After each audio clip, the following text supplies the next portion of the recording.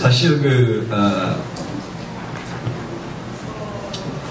저희 교단은 현재 세계 한 180개국에 한 900만의 성도를 가지고 있는 교단입니다.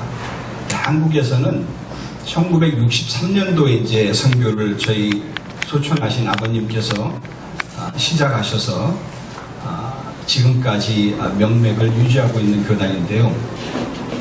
사실 저희 아버님께서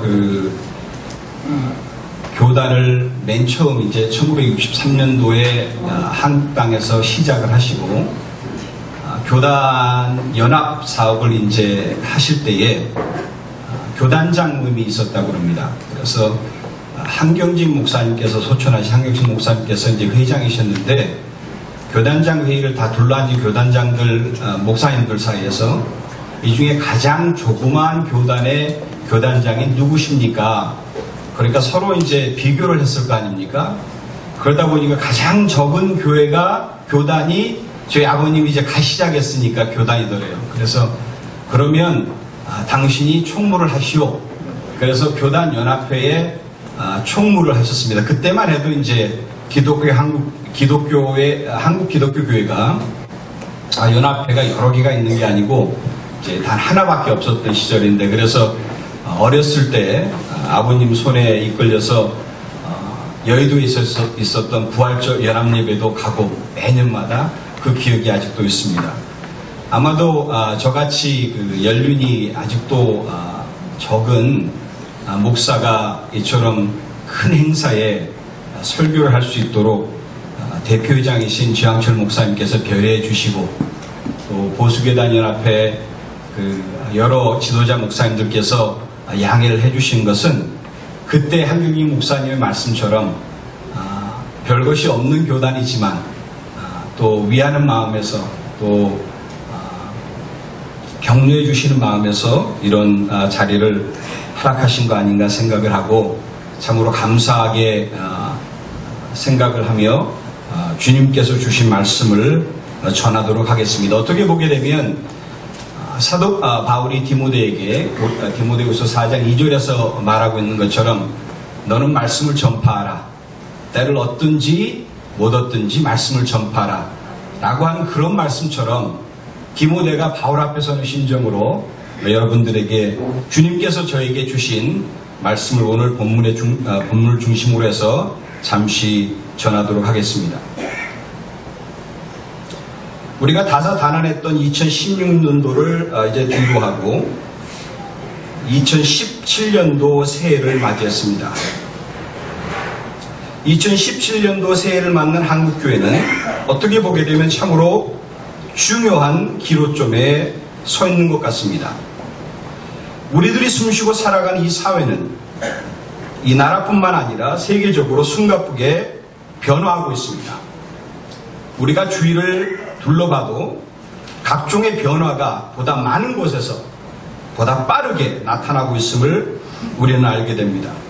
우리가 흔히 말하는 인공지능이라고 하는 것, Artificial Intelligence. 그 인공지능의 발전은 어떻게 보면 너무나도 충격적이어서 과학의 발전을 가지고 왔고 그것으로 인해서 의학이 발전되어서 지금 50대, 60세 세대들은 너무도 자연스럽게 100세 인생을 말하기도 합니다.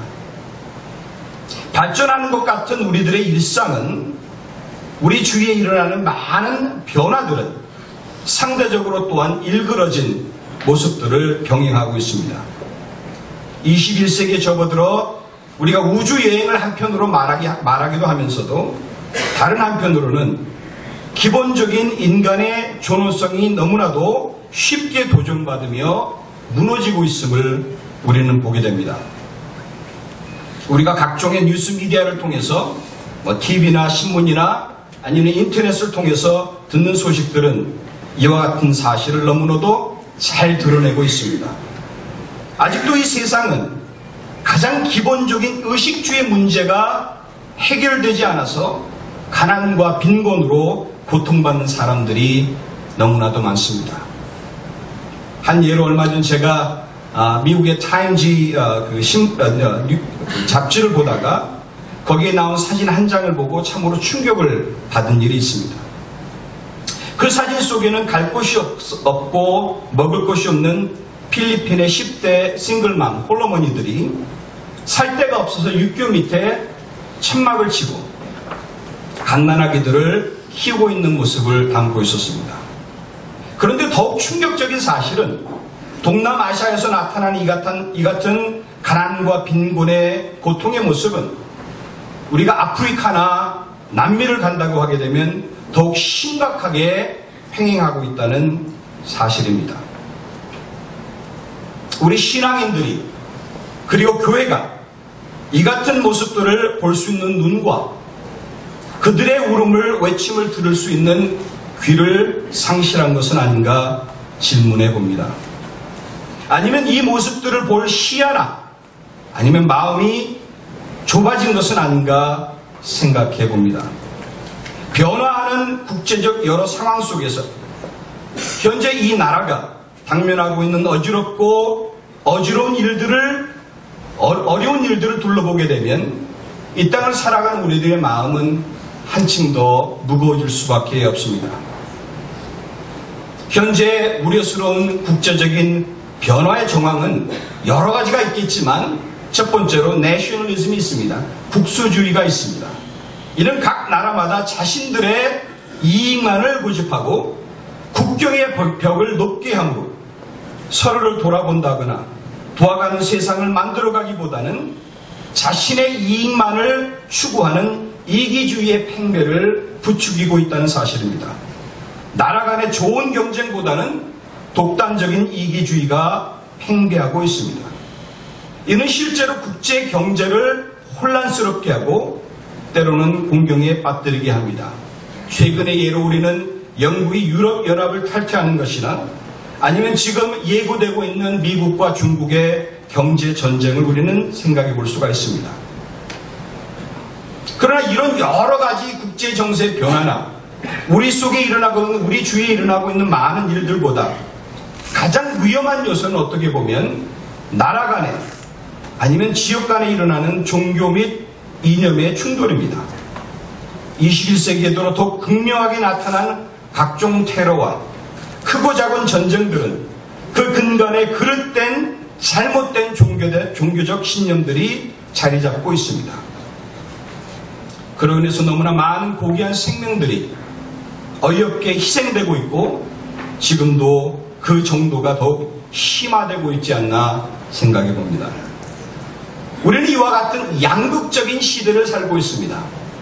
한편으로는 발전된 인간의 사회 모습을 살아간다고 하지만 다른 한편으로는 인간의 기본적인 존엄성도 무시되고 또 서로 간의 이기주의가 팽배해져가는 그런 양극적인 시대를 여러분과 저는 살아가고 있습니다.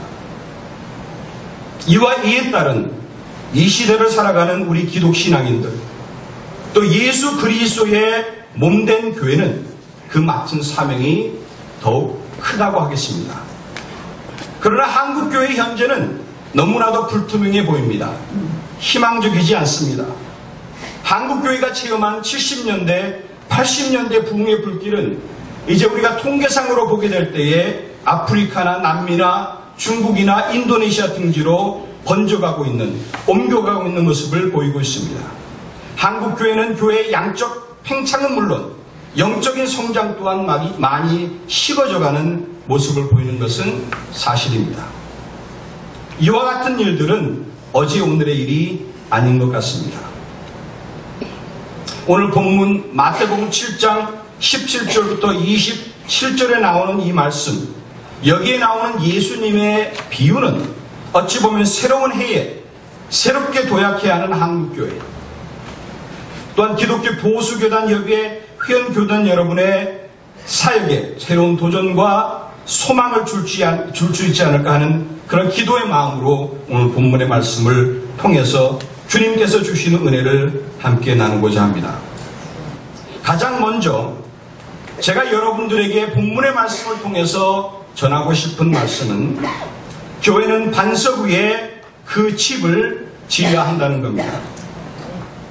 너무 어려운 말씀도 아니고 성경에 있는 아주 쉬운 말씀입니다. 본문 비유에 보게 되면 예수님께서는 지혜로운 사람과 어리석은 사람을 비교하십니다. 하나는 집을 반석 위에 짓고 다른 이는 집을 모래 위에 짓는다고 합니다. 집을 반석에 지으나 모래에 지으나 평소에는 별 차이가 없어 보입니다. 기후가 바뀌지 않는 한, 비가 내리지 않고 창수가 나지 않고 바람이 불지 않는 한 모래 위에 서 있는 집도 서 있을 수 있습니다. 마치 반석에 있는 집이 서 있는 것과 마찬가지로 별 차이가 없어 보일 수 있습니다. 그러나 기후가 바뀌면 상황은 달라집니다. 25절과 27절에 반복으로 나오는 말씀에 보게 되면 반석에 지은 집이나 모래에 지은 집이나 어려움에 직면하기는 마찬가지인 것입니다. 기후가 바뀌면 비가 내립니다. 창수가 납니다. 바람이 불어옵니다. 그렇게 될 때에 집이 부딪히게 되고 그러한 것들에 기후의 변화에 적응해야 되고 그러다 보면 도전과 어려움에 직면하게 됩니다. 그랬을 때에 한 집은 굳건한 반면 다른 집은 무너지게 된다고 성경은 말하고 있습니다. 그런데 무너지되 그 무너짐이 심하다라고 표현하고 있습니다.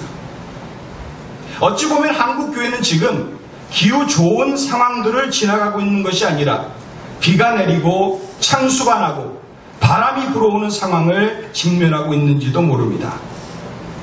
나라가 안팎으로 총체적 어려움을 겪고도 있지만 이 같은 나라의 상황을 차치하고라도 한국교회 그 자체가 위기에 직면해 있다는 말은 그 말을 우리가 듣고 말하는 것은 어제 오늘의 일이 아닌 것 같습니다. 비가 내리고 창수가 나고 바람이 부는 상황을 성경 주석가들은 에스겔서 13장 10절 이하의 말씀, 시편 10편의 말씀, 12편의 말씀, 14편의 말씀을 인용하여서 하나님의 정의로운 심판을 지칭하는 것으로도 해석하고 있습니다. 즉 이는 시대적 상황의 요구이든지 아니면 교회가 필요한 자체 개혁의 필요성이든지 한국 교회가 과연 교회로서 그 역할을 감당하고 있느냐, 그 사명을 감당하고 있느냐 하는 질문을 우리에게 새삼 던지게 한다는 것입니다. 과연 교회는 여러분과 제가 섬기는 교회, 우리가 섬기는 이 한국 교회는 과연 모래 위에 집을 짓고 있는지 반석 위에 집을 짓고 있는지 우리가 한번 살펴보아야 할 것 같습니다. 무너질 줄 알면서도 모래 위에 집을 짓는 어리석은 사람은 없습니다. 그 누구라 해도 집은 안전하게 짓기를 원합니다. 그러면 왜 예수님께서는 비유로 어떤 이들은 모래 위에 집을 짓는다고 말씀을 하시는 겁니까? 모래 위에 집을 짓는 사람들은 과연 어떠한 사람들이며 어떠한 생각을 하고 있는 것입니까? 어찌 보면 아마도 모래를 모래로 볼 수 있는 분별력을 상실한 것은 아닌가 생각해 봅니다. 모래를 모래로 보지 못하면 든든한 줄 알고 그 위에 집을 지을 수도 있기 때문이죠. 모래 위에 집을 짓는다고 하는 것은 어쨌든 무엇을 말하는 것입니까? 먼저는 24절과 26절의 말씀을 토대로 보게 되면 이는 단순히 말을 듣고 행하는 자와 말을 듣고 행하지 않는 자의 차이인 것으로 우리는 알게 됩니다.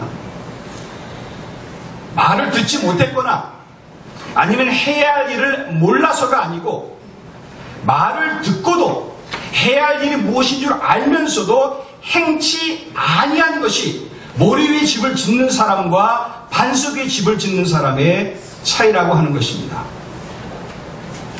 말을 듣고도 행하지 아니하면 그것은 반석 위에 집을 짓는 자가 아니라 모래 위에 집을 짓는 어리석은 자라는 것입니다.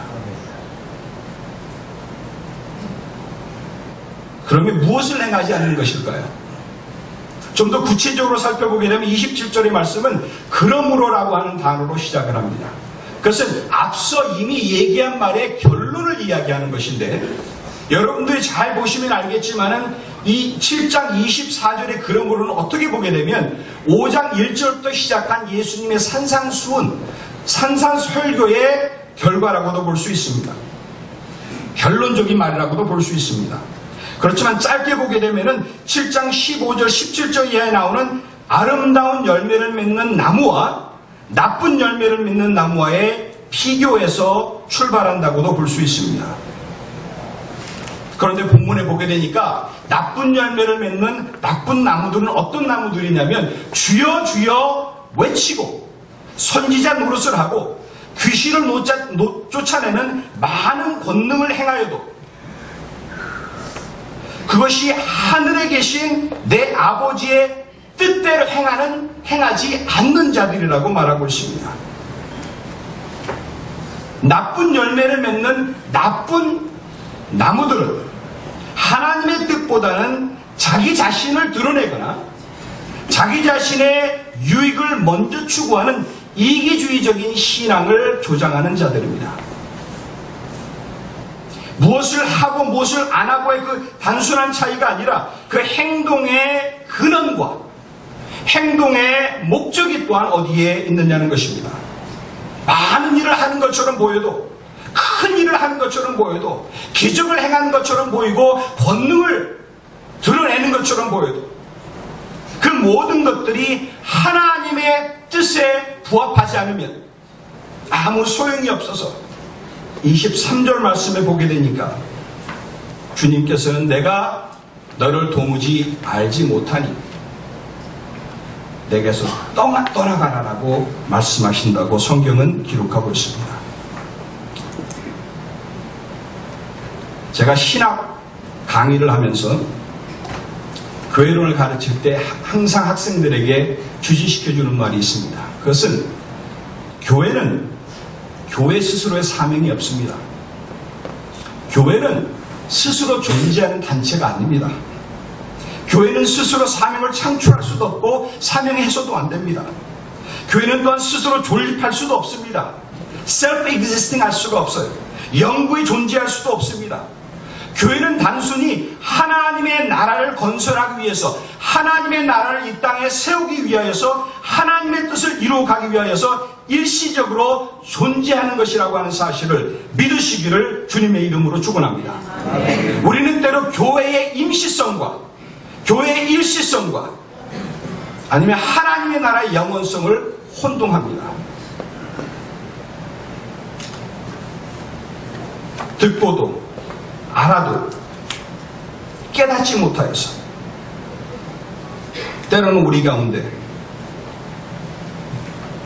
교회를 통하여 우리들의 왕국을 세우려고 하는 모습들이 보입니다. 교회의 임시성과 하나님의 나라의 영원 그리고 그곳에 영원한 집을 세우려고 합니다. 아름다운 열매와 나쁜 열매를 분별하는 능력을 때로는 우리가 상실합니다. 이 땅에서 교회를 하나의 엠파이어, 왕국으로 만들려고 하고 왕국을 삼으려고 하게 될 때에 교회는 하나님의 나라를 추구하는 것이 아니라 먼저 스스로의 존립을 걱정합니다. 단지 하나님의 나라를 건설하기 위해서 하나님께서 세우신 도구일 뿐인데 그 도구가 목적이 되려고 합니다. 그리고 그것을 영구화하거나 아니면 때로는 그것을 우상화하기도 합니다. 그래서 그 왕국의 번역을 먼저 걱정합니다.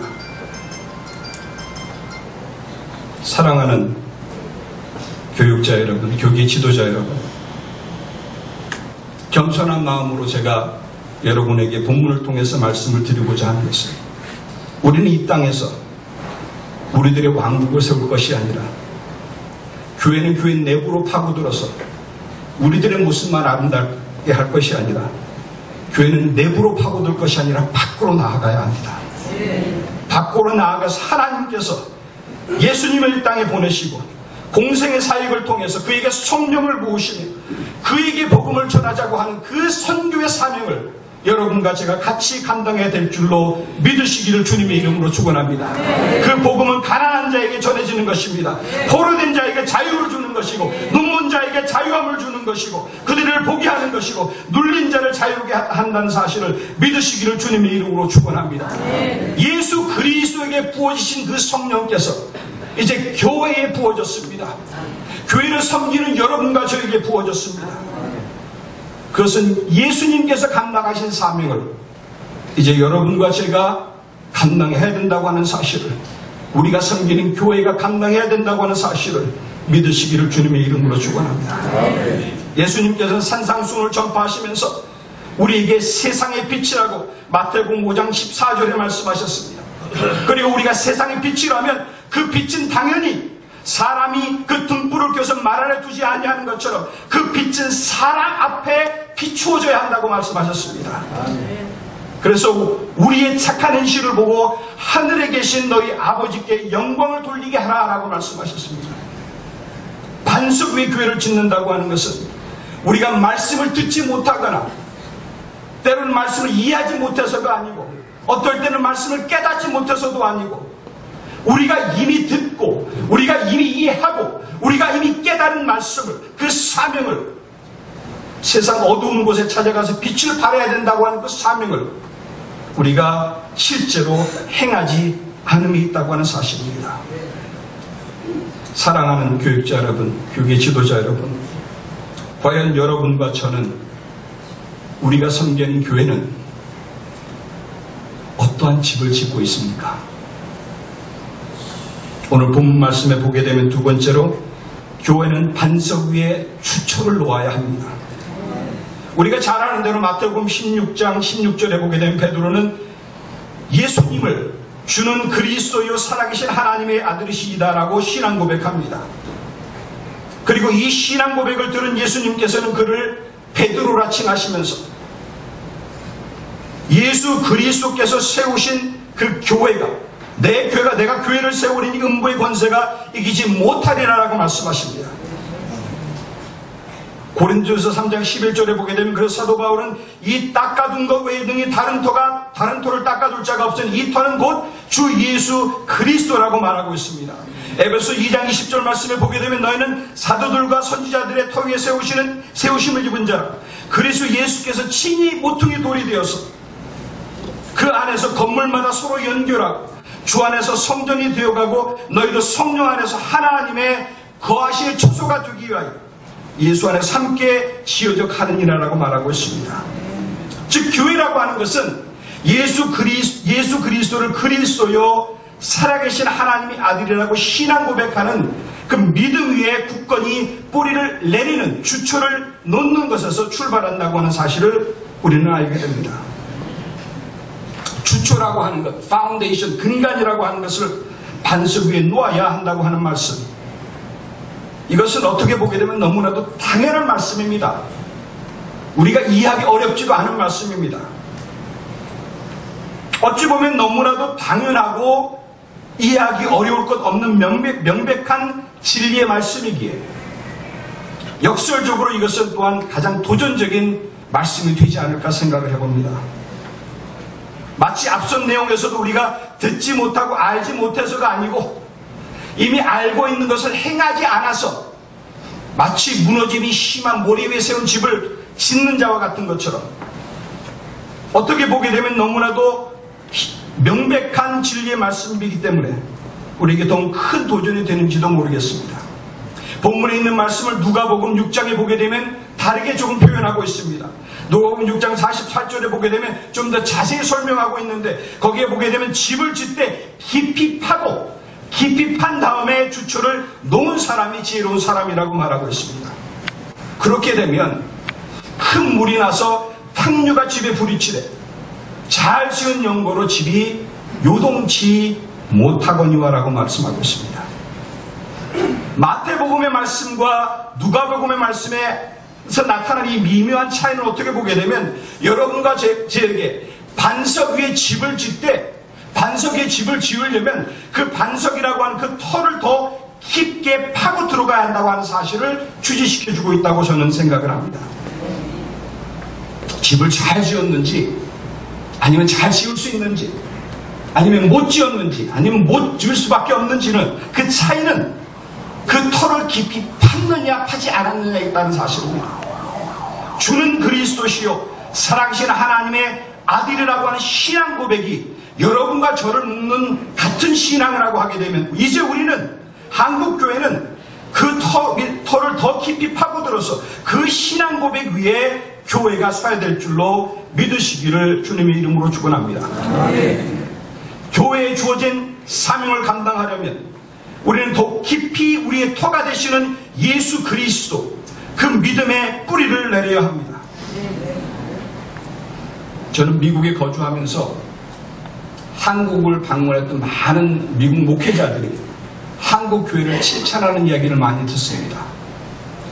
그리고 그런 여러 이야기들 중에 그들이 가장 감명 깊게 말하고 있는 것은 무엇이냐면, 저녁에 창밖을 보게 되면 한국은, 서울은 특히 많은 붉은 십자가들이 보인다는 거예요. 그것을 이야기하면서 한국 교회의 아름다운 모습을 표현합니다. 그들이 받은 깊은 감명을 저에게 전하는 것을 저는 자주 들었습니다. 어찌 보면 한국 교회는 세계 많은 교회에 신앙인들의 좋은 지표가 이미 되어 왔는지도 모릅니다. 좋은 신앙의 상징으로 비추어지고 있다고 하는 것은 사실입니다. 그러나 어떻게 보게 되면 예수 그리스도의 십자가의 붉은 빛은 단순히 어둠을 밝히는 그런 모습만, 에스테릭만 보여줄 것이 아니라 음부의 권세를 물리치는 이 땅의 어두움의 모습을 밝히고 어둠을 빛으로 사라지게 하는 그 능력을 발해서 변화하는 세상을 만들어 가야 한다고 하는 사실을 믿으시기를 주님의 이름으로 축원합니다. 좀 더 쉽게 말씀을 드리면, 직설적으로 말씀을 드리면, 이 땅에 있는 교회들은 더욱 교회다워져야 한다는 사실입니다. 우리의 반석 되신 예수 그리스도의 그를 토를 삼아 더욱 깊이 뿌리를 내려야만, 다시 말해서 교회에 말씀이 살아있어야 하고 말씀 대신 예수 그리스도가 살아서 운동력을 가지고 교회의 성도들을 변화시키고 직분자들을 변화시키고 교육자들을 늘 변화시킬 수 있어야만 교회가 더욱 교회다워진다고 하는 사실입니다. 소금과 설탕의 역할이 다르듯이 교회와 세상의 모습은 달라야 합니다. 소금이 설탕의 맛을 내면 쓸모가 없어집니다. 오히려 그러한 설탕을 쓰게 되면 음식은 망치게 됩니다. 교회는 이 땅을 살아가면서도 이 땅의 법칙을 따라가기보다는 하나님 나라의 뜻을 추종하고 하나님의 법칙을 따라가야 한다는 사실을 믿으시기를 주님의 이름으로 축원합니다. 유명한 윤리학자인 스탠리 하워스는 주기에서 신학대학원에서 가르치는 그분은 그래서 하는 얘기가, 기독인들은, 신앙인들은 이 땅을 거주하는 이방인이라고 표현하고 있습니다. 그것은 교회가 이 땅에 존재하면서 어떻게 보게 되면 또 다른 사회를 형성해야 된다는 것입니다. 그것은 이 세상을 변화시키는 것은 이 세상 내에서 어떤 세상에 주어지는 권세와 세상에 주어지는 권능을 힘입는 것이 아니고 세상과 또 다른 패러다임 속에서 하나님께서 주시는 신령한 능력을 힘입어야 한다고 하는 사실을 믿으시기를 주님의 이름으로 축원합니다. 예수 그리스도를 닮아서 예수 그리스도의 선하심과 예수 그리스도의 이르신 구원의 모습들을 우리 여러분과 제가 섬기는 교회는 감당해야 될 줄로 믿습니다. 주님과 같이 선함과 주님과 같이 선한 일을 행함으로 하나님의 영광을 우리는 드러내야 합니다. 베드로서 기자는 신앙인들에게 그래서 베드로전서 2장 1절부터 2절의 말씀에서, 그러므로 모든 악뜻과 모든 괴율과 외식과 시기와 모든 비방하는 말을 버리고 너희는 갓난 아이들같이 순전하고 신령한 것을 사모하라라고 우리에게 권면하고 있습니다. 그리고 11절 이하의 말씀에서 우리가 이 땅에서 나그네와 행인 같은 자들임을 주지시키고 있습니다. 그리고 12절 말씀에서는 너희가 이방인들 중에서 행실을 선하게 가져 너희의 선한 일을 보고 하나님께 영광을 돌리게 하라고 권면하고 있습니다. 사랑하는 존경하는 교계 지도자 목사님 여러분, 한국교회를 섬기는 여러 목사님, 교회가 예수 그리스도라고 하는 터 위에 서려면 더 깊게 그 안에 뿌리를 내려야 합니다. 그의 말씀으로 변화받는 모습이 되어야 더욱 깊이 뿌리를 내려서 그것을 예수 그리스도의 터를 통해서 축원합니다. 마지막으로 한 말씀만 더 드리고 말씀 마치겠습니다. 오늘 본문 말씀에 보게 되면 그 결론은 우리가 반석 위에 집을 지으면 반석 위에 그 집을 짓는 지혜로운 사람들, 반석 위에 주초를 세우는 그런 지혜로운 사람들은 예수 그리스도께서 보여주셨던 권세가 있다고 하는 사실을 믿으시기를 축원합니다. 본문에서 예수님께서 비유를 마치시고 난 다음에 28절에 보게 되니까 무리들이 그 가르치심에 놀랬다라고 표현하고 있습니다. 특히 29절 말씀에 보게 되니까 그 가르치심이 서기관들과 같지 않았다고 말하고 있습니다. 그리고 그 가르치심이 권세 있는 자와 같았다라고 말하고 있습니다. 예수님의 말씀은 듣기 좋은 말이나 삶을 살아가는 교훈으로 그치는 것이 아닙니다. 예수님의 말씀은 권세가 있습니다. 삶을 변화시키는 능력이 있습니다. 그리고 그 능력을 힘입은 교회는 세상을 변화시킬 수 있습니다. 단순히 한 구석지에서 빛을 발하는 가로등의 모습이 아니라 마치 움직이는 횃불처럼 교회가 가는 곳마다 빛을 발하고 교회가 가는 곳마다 어둠이 사라지고 하나님의 나라가 세워질 줄로 믿으시기를 주님의 이름으로 축원합니다. 마태복음 28장 18절 이하의 말씀을 보게 되니까 주님께서는 하늘과 땅의 모든 권세가 그에게 있음을 선포하고 있습니다. 그렇기 때문에 너희는 여러분과 저는 이제 모든 족속으로 제자를 삼아서 아버지와 아들과 성령의 이름으로 세례를 줄 뿐만이 아니라 모든 것을 가르치라고 명령하고 계십니다. 주님께서는 그러면서 여러분과 저와 항상 함께 있으리라고 말씀하십니다. 교회가 예수 그리스도라는 터에 서고 그 터 위에 깊이 뿌리를 내리면 예수님께 주어주신 하늘과 땅의 모든 권세가 성령의 역사를 통해서 교회에 부어질 수 있으며 교회를 섬기는 여러분과 저가 역동적으로 신앙의 삶을 산다고 하게 되면 변의 삶을 산다고 하게 되면 우리 교회를 통해서 세상을 밝히고 변화시킬 수 있다고 하는 사실을 믿으시기를 주님의 이름으로 축원합니다. 교회는 세상의 어두움을 온통 예수 그리스도의 빛으로 밝히려는 강력한 횃불이 되어야 합니다. 누가 오기를 수동적으로 기다리는 것이 아니라 어두운 곳을 능동적으로 찾아가서 따뜻한 온기를 전해주고 복음의 횃불로 그들의 얼어붙은 마음을 녹이고 삶을 변화시키는 것이 교회의 사명이라고 하는 사실을 믿으시기를 주님의 이름으로 축원합니다. 그러했을 때에 여러분과 저는 이미 그 결과를 알고 있습니다. 예수님께서 죽음에 패하시거나 사망 권세에 패하신 것이 아니라 죽음을 물리치시고 사망 권세를 이기신 것처럼 여러분과 제가 섬기는 교회 또한 그 부활의 소망을 따라서 세상을 이기고 어둠을 이기고 어둠의 빛을 발하는 역할을 감당할 수 있다고 하는 사실을 믿으시기를 주님의 이름으로 축원합니다. 이와 같이 생명으로 인도하는 삶을 살게 하는 성령이 주신 힘과 권능으로 살아가는 그 삶을 나타내는 것이 교회의 모습이고 교회가 감당해야 되는 사명이라고 하는 사실을 믿으시기를 주님의 이름으로 축원합니다.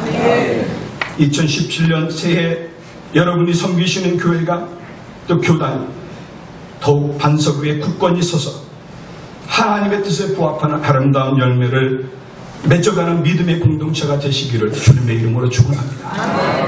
우리 기도하시겠습니다.